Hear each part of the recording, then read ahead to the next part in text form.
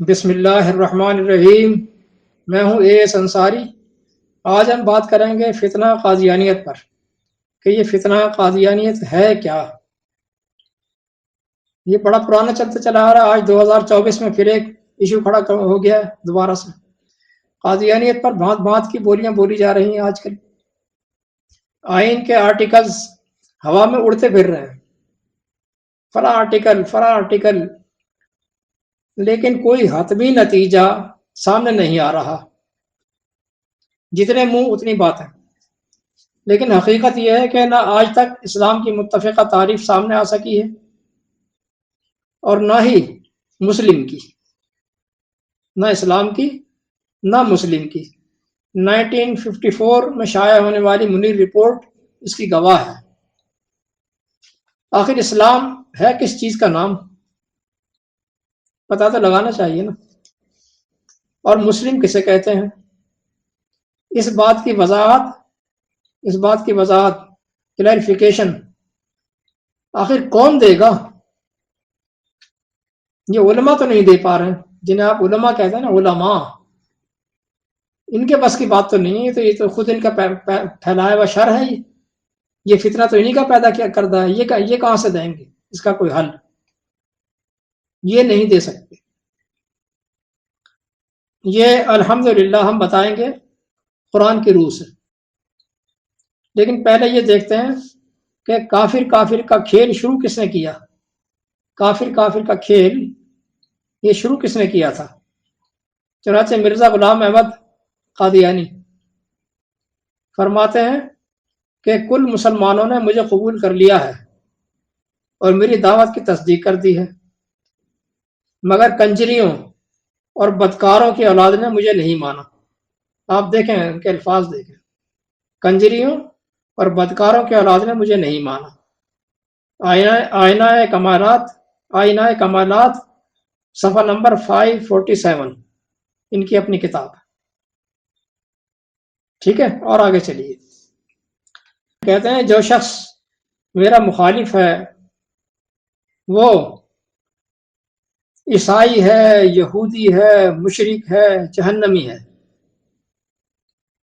جو میرے مخالف ہیں یعنی غیر احمدی، عیسائی ہیں، یہودی ہیں، مشرک ہیں اور جہنمی ہیں۔ نزول مسیح صفحہ نمبر 4 اور تذکرہ، یہ دونوں ان کی کتاب ہے نا، اور تذکرہ صفحہ نمبر 227۔ ٹھیک ہو گیا، اور آگے چلیے۔ کہتا ہے کہ بلا شبہ ہمارے دشمن یعنی غیر احمدی، بلا شبہ ہمارے دشمن بیابانوں کے خنزیر ہیں۔ ان کی عورتیں کتیوں سے بھی بڑھ گئی ہیں، ان کی عورتیں کتیوں سے بھی بڑھ گئی ہیں۔ در سمین صفحہ نمبر 294۔ دیکھا جناب، اس اشتعال انگیزی کے نتیجے میں یہی کچھ ہونا تھا، پھر یہی کچھ ہونا تھا، پھر سب نے مل کر انہیں کافر قرار دے دیا۔ اس کا نتیجہ تو یہی نکلنا تھا نا۔ پہل انہوں نے کی تھی اور کمینگی کی حد کر دی۔ میرے صاحب کی زبان ہی بڑی گندی تھی۔ اب آتے ہیں قرآن کی طرف کہ قرآن کی روح سے اسلام کی تعریف آخر ہے کیا۔ اس بات کو سمجھنے کے لیے آپ سورہ حجرات کی آیت نمبر 14 اور 15 نکال لیجئے۔ آیت 14 میں اسلام کی تعریف بیان کی گئی ہے اور 15 میں ایمان کی۔ چنانچہ 14 کو ہم لیتے ہیں۔ قالت الاعراب آمنا قل لم تؤمنوا ولكن قولوا اسلمنا ولما يدخل الايمان في قلوبكم۔ یہ بدو لوگ آتے ہیں، دور دراز کے علاقوں سے آیا کرتے تھے بدو، آ کے جو ہے بیعت کر لیا کرتے تھے۔ یہ بدو لوگ آتے ہیں اور کہنا شروع کر دیتے ہیں کہ ہم ایمان لے آئے، ہم ایمان لے آئے۔ اے رسول، آپ کہہ دیجئے کہ تم ایمان نہیں لائے، بلکہ یوں کہو کہ ہم اسلام لائے ہیں۔ ولیکن قولوا اسلمنا، بلکہ یہ کہا کرو، لیکن یہ کہا کرو کہ ہم اسلام لائے ہیں، صرف مسلم ہوئے ہیں۔ ایمان تو تمہارے دلوں میں داخل ہوا ہی نہیں ہے۔ اسلام لانے کی صورت میں، یعنی اس صورت میں کہ تم اسلام لائے ہو، وَإِن تُطِيعُوا اللَّهَ وَرَسُولَهُ لَا يَلْتَكُم مِّنْ أَعْمَالِكُمْ شَيْئًا، اگر تم اللہ اس کے رسول کی اطاعت کرو گے تو تمہارے کاموں کا پورا پورا بدلہ تمہیں دیا جائے گا، اور تمہارے حقوق میں کوئی کمی نہ کی جائے گی، کوئی کٹوتی نہ کی جائے گی۔ ان اللہ غفور رحیم، اللہ تو بڑا غفور رحیم ہے۔ یہ جناب علی اسلام کی تعریف کہ تمام ایمانیات پر ایمان لائے بغیر، ایمانیات پر یہ ایمان لائے نہیں ہے ابھی تک، ان کو پتہ ہی نہیں ہے، اسلام لائے ہیں۔ دیکھیں کتنی کلیئرفیکیشن مل رہی ہے۔ ایمان نہیں لائے، اسلام لائے۔ ایمان لائے بغیر، اللہ پر، انبیاء پر، ملائکہ پر، کتابوں پر، آخرت پر ایمان لائے بغیر، صرف اللہ رسول یعنی اسلامک اسٹیٹ۔ اللہ رسول جب بھی آتا ہے تو اس کا مطلب ہے کہ اللہ کی حکومت رسول کے ذریعے سے، اسلامک اسٹیٹ۔ اسلامک اسٹیٹ کی بالادستی قبول کر لی، قبول کر لیں، اسٹیٹ کے فرما بردار بن جائیں، جیسے ہم آج اپنی زبان میں نیشنلٹی حاصل کرنا کہتے ہیں۔ اس صورت میں اسٹیٹ کے پبلک لاز الگ بناتی ہے اسٹیٹ، جو تمام عوام کے لیے ہوتے ہیں، بناتے قرآن سے ہی ہے، جبھی تو اسلامی کہلائیں گے حکومت۔ لیکن وہ ہوتے ہیں جس میں ایمانیات شامل نہیں ہوتی، ایمانیات کا چیپٹر الگ ہے بالکل۔ اس صورت میں پبلک لاز کی پاسداری کرنا شامل ہوتا ہے اس کے اندر۔ تو اس صورت میں اسے اسٹیٹ کا مسلم، یہ سمجھ لیجئے، اسٹیٹ کا مسلم الگ ہوتا ہے، اللہ کا مسلم الگ ہوتا ہے۔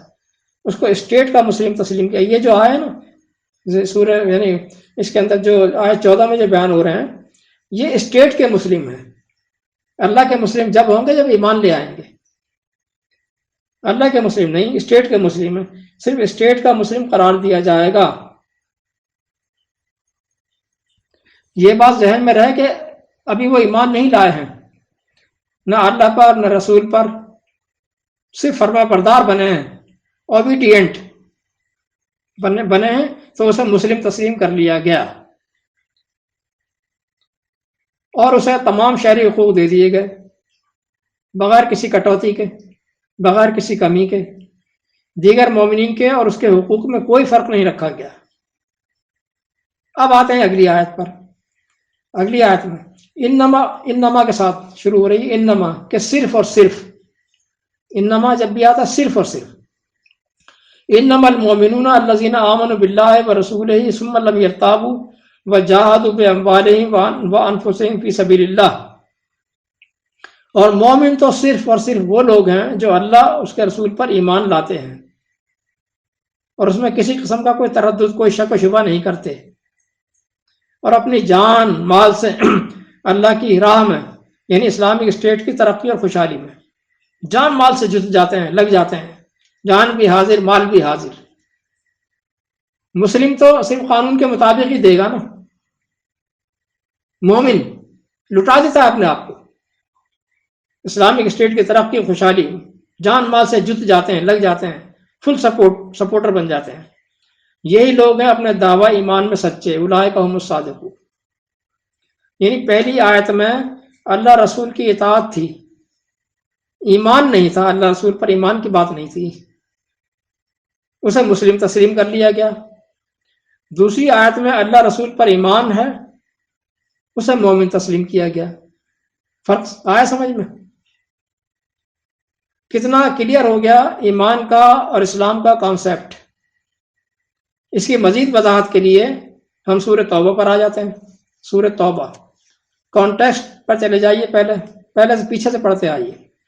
کانٹیکسٹ میں ان مشرکین کا ذکر چل رہا ہے جنہوں نے اسلامی ریاست سے سلامتی کے معاہدے کیے، پھر توڑ دیے، ریاست کے دشمنوں کے ساتھ مل کر باز کی سازشیں کی، کرتے رہے، اتنے غیظ و غضب میں آئے کہ اگر غلبہ پا لیتے تو کسی رشتہ داری کا بھی پاس نہ کرتے اور چڑھ دوڑتے، یعنی سرکش ترین لوگ۔ پھر آیت 11 میں 9/11، پھر آیت سورہ توبہ کی آیت 11، پھر آیت 11 میں انہی سرکش لوگوں کے بارے میں کہا جا رہا ہے۔ دیکھیں یہ اس کا بیک گراؤنڈ ذہن میں رکھیے گا. کہا جا رہا ہے فَإِن تَابُوا وَأَقَامُوا الصَّلَاةَ وَآتَوُا الزَّكَاةَ فَإِخْوَانُكُمْ فِي الدِّينِ 9/11. پھر اگر یہ اپنی سرکشی سے باز آ جائیں، صلاۃ قائم کریں، زکوٰۃ ادا کریں، تو پھر یہ تمہارے دینی بھائی ہیں. دینی بھائی. پھر اگلی آیت میں کہا گیا کہ لیکن پھر اگر یہ اپنے قسموں کا پاس نہ کریں، یعنی پھر دوبارہ وائلیشن پر اتر آئیں، پاس نہ کریں، اور تمہارے دین یعنی اسلامی حکومت میں طعن و تشنیع کریں، تو پھر مت چھوڑو، پھر قتال کرو ان سے، پھر ان سے قتال کرو. ان دونوں آیات میں ایک لفظ تک نہیں ہے کہ وہ ایمان لے آئے. ایمان لے آئے، ایمان لے آئے تو تمہارے دینی بھائی ہیں. کہیں بھی نہیں ہے، آپ کو نہیں ملے گا. ایمان لے آئے تو تمہارے دینی بھائی ہیں. ایمان نہ لائیں تو قتال کرو. یہ کہیں بھی ایسا نہیں ہے. کسی کے ایمان لانے یا نہ لانے پر تو کوئی قدغن کوئی جبر ہے ہی نہیں. اللہ کے دین میں، اسلام کوئی جبر نہیں ہے. ایمان لائے نہ لائے، ہندو رہے، کرسچن رہے، پارسی رہے، بدھ مت رہے، احمدی رہے، کچھ بھی رہے، کوئی قدغن نہیں، کوئی جبر نہیں. دیکھیں 2 آیات رکھتا ہوں. چنانچہ اس آیت کے اندر اللہ چاہتا تو روئے زمین کے سارے لوگ ایمان لے آتے. وَلَوْ شَاءَ رَبُّكَ لَآمَنَ مَنْ فِي الْأَرْضِ كُلُّهُمْ جَمِيعًا. اللہ اگر چاہتا تو روئے زمین کے سارے لوگ ایمان لے آتے. یعنی وہ اگر جبرن چاہتا تو پھر آگے کہتا ہے کہ أَفَأَنْتَ تُكْرِهُ النَّاسَ حَتَّى يَكُونُوا مُؤْمِنِينَ 10/99. تو کیا اے رسول آپ ان پر جبر کریں گے، ان سے جبر کریں گے یہاں تک کہ یہ ایمان لے آئے؟ یعنی کسی کے ایمان لانے میں کوئی جبر نہیں ہے. ایمان تو جبرن منوایا ہی نہیں جا سکتا. ایمان کی بات نہیں ہے، کوئی جبر نہیں. دوسری آیت لے لیتے ہیں. وَقُلِ الْحَقُّ مِنْ رَبِّكُمْ فَمَنْ شَاءَ فَلْيُؤْمِنْ وَمَنْ شَاءَ فَلْيَكْفُرْ 18/29. اے رسول آپ کہتے ہیں کہ یہ الحق تمہارے رب کی طرف سے ہے. یہ آ گیا ہے، الحق ہے، یہ دین تمہارے رب کی طرف سے. بس جس کا دل چاہے اس پر ایمان لے آئے اور جس کا دل چاہے کفر اختیار کرے. کوئی روک ٹوک نہیں. آپ کافر رہیں، آپ مشرک رہیں، ہمیں کیا؟ یعنی اللہ کے دین حق میں کفر کرنا، ایمان لانا نہ لانا، اس میں اللہ نے انسان کو کوئی وہ نہیں دی، پاور نہیں دیا کہ اس سے کوئی الجھے. انسان کو دنیا میں آزاد چھوڑا ہے، آخرت میں عذاب دے گا، آخرت میں نہیں چھوڑے گا. یہ اللہ کا اور بندے کا میٹر ہے. اللہ کا کفر کرنا، اللہ کے ساتھ شریک ٹھہرانا، شرک ٹھہرانا، مشرک بنے رہنا، یہ اللہ کا اور بندے کا معاملہ ہے ڈائریکٹ. اس میں نہ پبلک انوالو ہوگی نہ اسٹیٹ انوالو ہوگی. تو ایمان لانے تو جبر کرنے کا سوال ہی پیدا نہیں، پہلو نکلتا ہی نہیں. یہاں آیت 9 کے اندر 9/11 میں کہ کسی چیز کے لیے کہا، پھر یہ کس چیز کے لیے کہا جا رہا ہے کہ اگر یہ باز آ جائیں، کیا کفر و شرک سے باز آ جائیں؟ تمام مولویوں نے یہاں یہ تاثر دے رکھا ہے کہ وہ کفر و شرک سے باز آ جائیں، ایمان قبول کر لیں، ایمان لے آئیں. نہیں جناب، کفر و شرک اور ایمان کی بات ہی نہیں ہے. سرکشی سے باز آ جائیں، اسلامک اسٹیٹ کے خلاف وائلیشن نہ کریں، اس کے پبلک لاز کی پاسداری کریں. اگر رہنا ہے تو، نہیں رہنا تو آؤٹ ہو جاؤ. رہنا ہے تو شہریت کے جو اصول ہیں، جو قوانین، لاز، پبلک، ان کی پاسداری کرنی پڑے گی. ایمان تم جانا، تمہارا کام جانا. کس سے باز آ جائیں؟ شر پسندی سے باز آ جائیں تو پھر ان سے کوئی تعارض نہ کیا جائے. اور پھر یہ تمہارے دینی بھائی ہیں. دینی بھائی کتنی بڑی بات کہہ دی جناب. کفر و شرک سے باز آنے کی بات نہیں ہو رہی ہے، اسٹیٹ کے خلاف سرکشی اور بغاوت سے باز آنے کی بات ہو رہی ہے. اور صلاۃ قائم کرنا کیا ہے؟ صلاۃ قائم کرنا یہ نماز پڑھنا نہیں ہے جو مسلمانوں کے مولویوں نے، ملاؤں نے بنا رکھا ہے نا نماز پڑھنا. یہ تو مائکروسکوپ لگا کر دیکھیں، قرآن میں تو کہیں سے نہیں ملے گی یہ والی نماز. آپ کو یہ نماز پورے قرآن میں کہیں سے نہیں ملے گی، نظر نہیں آتی. قرآن کی روح سے قیام صلاۃ کا مطلب ہے اسٹیٹ کے پبلک آرٹیکلز جو اسٹیٹ نے یعنی قرآن سے قرآن کو ماخذ مانتے ہوئے اس کے ذیلی قوانین بائی لاز بنائے ہیں، وہ پبلک کے لیے جو بنائے ہیں۔ آرٹیکل کا سیکھنا، صلاۃ کے سیشن اٹینڈ کر کے ان کو سیکھنا اور معاشرے میں ان کو فالو کرنا، یہ اقامت صلاۃ قائم کریں، شریف شہری بن کر رہیں، پبلک قوانین کی پاسداری کریں اور زکوٰۃ کی ادائیگی کریں، وآتوا الزکوٰۃ، اور زکوٰۃ ادا کریں۔ یہ ہے مطلب، یعنی سٹیزن شپ رکھنے کی حیثیت سے ملکی ٹیکسز ادا کریں، بغاوت سرکشی سے باز آ جانا، ملکی قوانین سیکھنا، ان پر عمل پیرا ہونا اور ٹیکسز ادا کرنا۔ تو پھر یہ سٹیزن ہونے کے ناطے مومنین کے دینی بھائی ایمان لانے کی شرط نہیں ہے، یہاں دینی بھائی کہا ہے، یہاں کہا ہے دینی بھائی، اور وہاں 49/14 49 کی 14 میں مسلم کہا، ایک ہی بات ہے، دین پہ تو اسلام ہی ہے نا۔ لہذا مسلم ہونا کوئی مذہب نہیں ہے، یہ ذہن میں رکھیں، مسلم اس کو مذہب بنا رکھا نا، مذہب کیا آپ کا؟ مسلم، ریلیجن کے کھاتے میں مسلم نہیں جناب، نیشنلٹی کے کھاتے میں آئے گا مسلم، ریلیجن کے کھاتے میں ہندو، سکھ، عیسائی، پارسی، احمدی وغیرہ وغیرہ۔ لہذا مسلم ہونا کوئی مذہب نہیں ہے، نہ اسلام کوئی مذہب ہے، اسلام دین ہے، نظام حکومت ہے، جو اس ریاست میں رہے گا اور اس کے پبلک قوانین کی پاسداری کرے گا، شریف شہری بن کر رہے گا، وہ مسلم ہے، ریاست کا مسلم۔ جیسے ہندوستان میں رہنے والا ہندوستانی، افغانستان میں رہنے والا افغانی یا افغان، اسی طرح سے اسلامستان میں رہنے والے اسلامی ریاست کے مسلم۔ لیکن یاد رہے کہ یہ اسٹیٹ کے مسلم ہیں، اللہ کے مسلم نہیں۔ اللہ کا مسلم جب ہوگا جب وہ ایمان لے آئے گا۔ دیکھیں اللہ کا مسلم الگ ہوتا ہے، اللہ کے مسلم کے حوالے جات میں دیتا ہوں، 2/133، 2/136، 3/84، اور بھی ہیں، میں 3 حوالے دیے ہیں۔ مسلم کے معنی صرف سرنڈر کرنے والے کے ہیں۔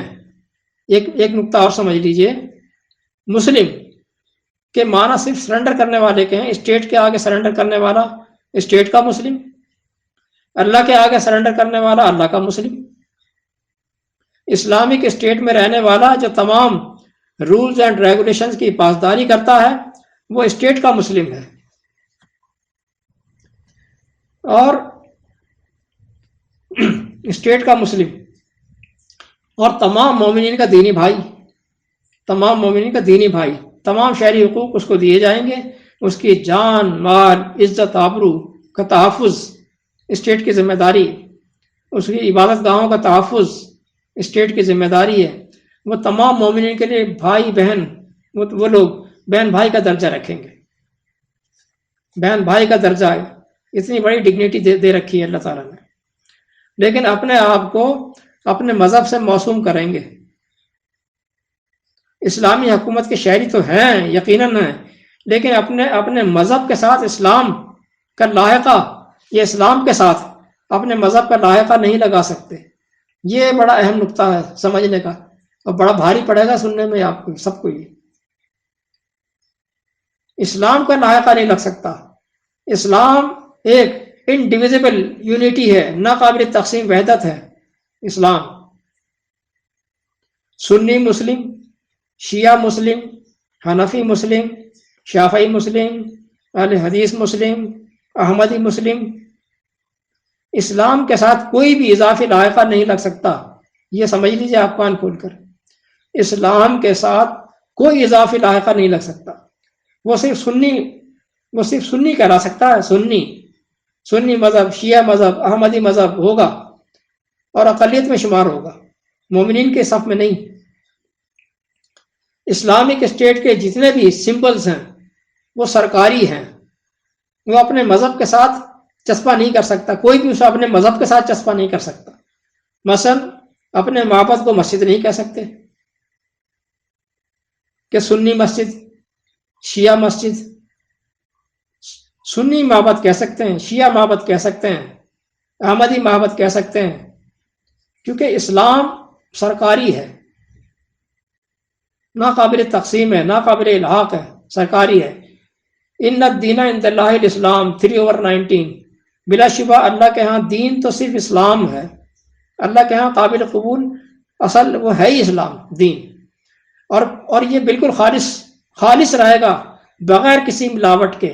اللہ اللہ خبردار، اللہ للہ الدین الخالص 3/9 39/3، خبردار دین خالص اللہ کا ہے، خالص سرکاری ہے، اس کے ساتھ کوئی بھی اضافی لائقہ نہیں لگ سکتا، یہ خالص رہے گا۔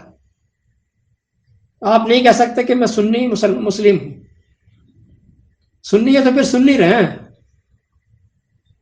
شیعہ ہے تو پھر شیعہ رہیں، مومن کے سب سے نکل گئے آپ،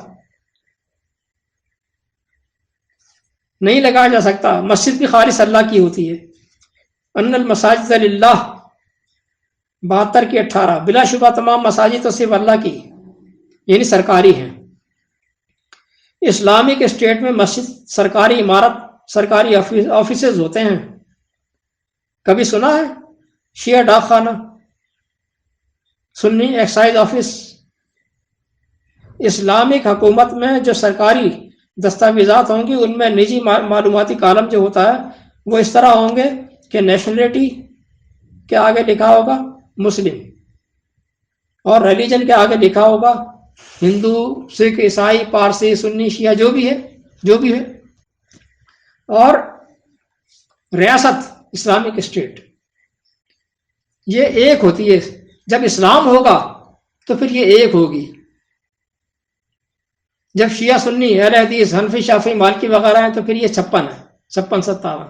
لیکن جب اسلام ہوگا تو یہ ایک ہوگی، ایک ریاست، ریاستیں الگ الگ نہیں، یہ اسلام کا تصور ہی نہیں ہے۔ اسلام جب بھی ہوگا دنیا میں 1 یونٹ ہوگا، ورنہ وہ اسلام نہیں ہے، وہ اسلام نہیں ہے۔ اور اسلام کے دشمن یہ ملا پارٹی، یہ کلرجی، یہ ملا پارٹی ہے، یہ ہے اسلام کے دشمن۔ آپ سمجھتے ہیں کہ یہودی اسلام کے دشمن ہیں، صہیونی اسلام کے دشمن ہیں؟ وہ تو ہیں، انہوں نے لانچ کر رکھے ہیں، یہ ایجنٹ ہے ان کے، یہ ملا ٹیم جو ہے۔ آپ سمجھتے ہیں کہ یہ ہمیں دین بتائیں گے اللہ کا؟ نہیں جناب، اسلام کے دشمن یہ ملا پارٹی ہے۔ اسلام نافذ کرنا تو بہت دور کی بات ہے، یہ تو ڈھونگ رچاتے رہتے ہیں، اسلام نافذ کریں گے، اسلام نافذ کریں گے۔ کون سا اسلام نافذ کریں گے؟ بہت دور اسلام کی ہوا تک نہیں لگنے دیے عوام کو کہ اسلام ہے کیا۔ یہ چھوڑ دیجئے آپ ان کو، یہ لچھے دار باتیں جو کرتے رہتے ہیں بیٹھ کر۔ اب ہم دوبارہ آتے ہیں فتنہ قادیانیت پر۔ غور کیجئے گا کہ کس درجے کی انجسٹس کی گئی ہے، کس درجے کی گئی ہے۔ قادیانیوں نے ایک آیت کی تعویل کی یا انکار کیا، اگرچہ وہ انکار نہیں کرتے، وہ تعویل کرتے ہیں اور بالکل غلط کرتے ہیں، اس میں کوئی شک نہیں ہے، وہ انکار ہی مانا جائے گا، وہ کفر ہی مانا جائے گا، غلط کرتے ہیں۔ لیکن اہل تشیع کیا کرتے ہیں یہ دیکھیے ذرا، آپ سنیے۔ کہتے ہیں نمبر 1، موجودہ قرآن تحریف شدہ ہے، حیات القلوب جلد نمبر 3 صفحہ نمبر 10، مرزا بشارت حسین کی لکھی ہوئی۔ نمبر 2، اس قرآن میں کفر کے ستون کھڑے کر دیے گئے ہیں، تفسیر صافی مقدمہ صفحہ نمبر 30 تہران کی چھپی ہوئی۔ نمبر 3، منافقین نے قرآن میں سے بہت کچھ نکال لیا ہے، احتجاج تبری جلد نمبر 1 صفحہ نمبر 332 قم کی چھپی ہوئی۔ کیوں جناب؟ یہ بڑے کفر کے مرتکب ہوئے جو قادیانی۔ پھر اصول کافی کے اندر روایت بھری پڑی ہیں، ان القرآن الذی جاء به جبریل الی محمد صلی اللہ علیہ وآلہ وسلم 17,000 آیت، اصول کافی کہ وہ قرآن جو جبریل امین لے کر نازل ہوئے تھے محمد صلی اللہ علیہ وآلہ وسلم پر، وہ 17,000 آیات پر مشتمل تھا۔ اصول کافی میں بھری پڑی ہیں روایات یہ۔ کیوں جناب؟ کون بڑا مرتکب ہوا کفر کا؟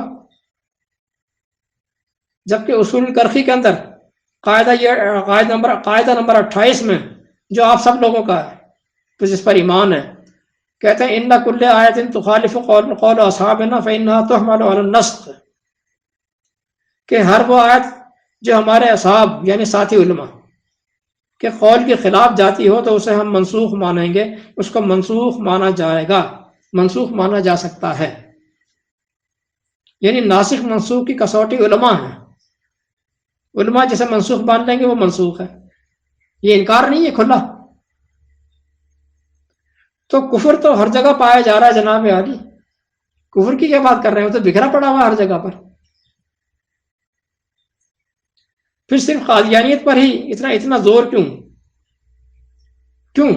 اب تو سوچنا پڑے گا نا. قادیانیوں نے ایک آیت کا کفر کیا،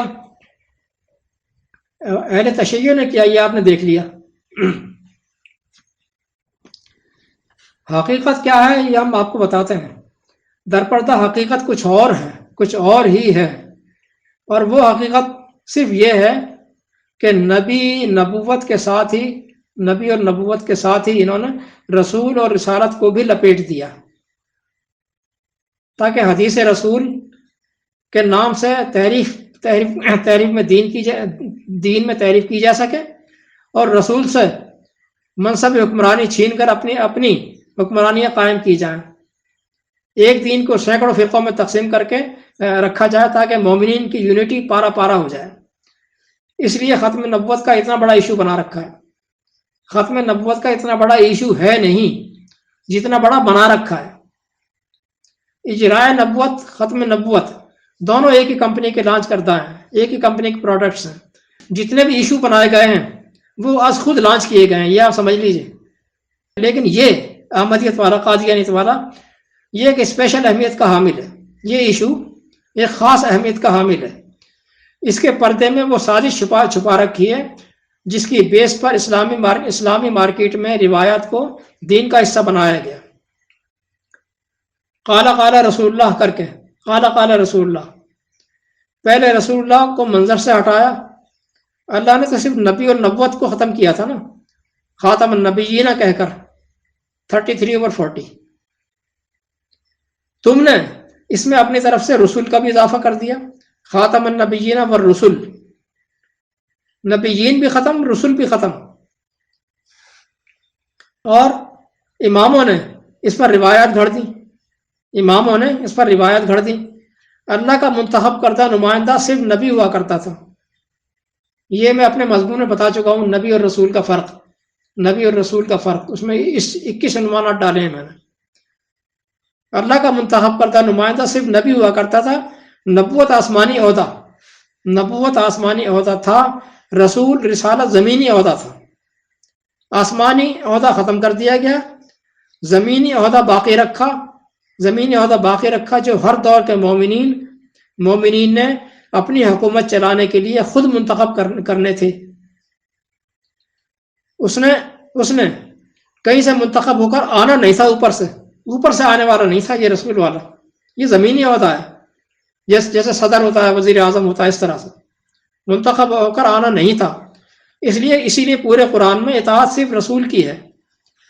یہ میں نکات بتا رہا ہوں چھوٹے چھوٹے، تفسیر آپ کو میرے مضمون میں ملے گی. قرآن میں اطاعت صرف رسول کی ہے، نہ نبی کی نہ محمد کی. محمد نے وفات پا جانی تھی علیہ السلام نے، لہذا ان کا چیپٹر کلوز ہونے والا تھا. اس لیے ایک جگہ بھی نہیں کہا قرآن میں کہ اطیعوا محمد. نبی اور نبوت بھی ختم ہو جانی تھی، ختم ہو کر سیل ہو جانی تھی. کوئی نبی نہیں آنا، نہ نیا نہ پرانا. یہ سارا ڈھونگ رچایا گیا ہے. عیسیٰ علیہ السلام آئیں گے، کہاں سے آئیں گے؟ ذرا دکھا دو قرآن کی کوئی آیت. نبوت کا چیپٹر سیل ہو گیا، بالکل بند. اس لیے ایک جگہ بھی نہیں کہا کہ اطیعوا النبی کہیں بھی نہیں کہا اس نے. رسول زمینی عہدہ تھا، جس نے دین اسلام کی حکومت چلانی تھی، وہ عہدہ اللہ نے باقی رکھا. اور 33/21 یہ بھی بڑی اہم آیت ہے. میں اس کی ڈیٹیل نہیں دے رہا ہوں، ڈیٹیل میرے مضمون میں موجود ہے. 33/21 وہ لقد کان لکم فی رسول اللہ اسوۃ حسنہ والی آیت. اس میں رسول کا ایک اسٹینڈرڈ دے دیا قرآن نے اس معیار پر رسول ہونا چاہیے. تم نے جو رسول منتخب کرنا ہے وہ اس معیار پر ہوگا جس کو تم رسول کے عہدے پر بٹھاؤ گے. رسول کے آرڈر صرف انتظامی معاملات میں چلیں گے، انتظامی معاملات میں، یعنی دین کے انتظام میں، دین کے نصاب میں نہیں. نصاب مقرر ہے قرآن کے اندر، اللہ کے احکامات. انتظامی معاملات میں یعنی رسول کے آرڈرز. ہر آنے والا رسول اپنے حالات کے مطابقت رکھتے ہوئے اپنی مجلس شورا، اپنی کاؤنسل ایڈوائزری کے ذریعے سے بائی لاز بنائے گا، رولز اینڈ ریگولیشن بنائے گا. کس کی بیس پر؟ قرآن کی بیس پر. قرآن بطور آئین، بطور دستور، بطور کانسٹیٹیوشن بنائے گا، اور قرآن کو بطور آئین، بطور کانسٹیٹیوشن رکھے گا، یعنی پرماننٹ لا کی حیثیت سے. اور پھر ہر دور میں اسی طرح اسلامی حکومت چلتی رہے گی، ہر دور میں اسی طرح چلتی رہے گی.